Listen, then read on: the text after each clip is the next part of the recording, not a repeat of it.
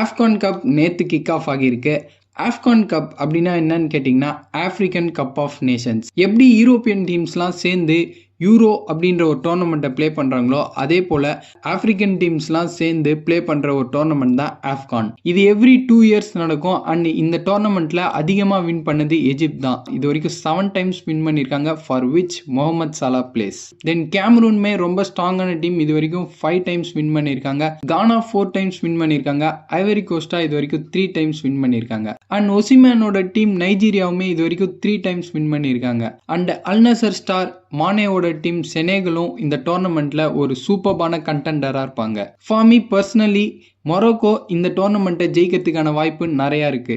Because போன world கப்லேருந்து இப்போ வரைக்குமே அவங்க சூப்பராக பெர்ஃபார்ம் பண்ணிட்டு இருக்காங்க. ரீசெண்டாக அரப் கப்பையும் வின் பண்ணியிருக்காங்க. அண்ட் அது மட்டும் இல்லாமல் இந்த டோர்னமெண்ட் மொரோக்கோவில் தான் நடக்குது. அதனால ஹோம் சாயிலோட அட்வான்டேஜ் அவங்களுக்கு ரொம்பவே யூஸ்ஃபுல்லாக இருக்கும். ஸோ எந்த டீமை இந்த டோர்னமெண்ட்டில் நீங்கள் சப்போர்ட் பண்ண போறீங்க அண்ட் எந்த டீம் வின் பண்ணணும்னு நீங்கள் நினைக்கிறீங்க?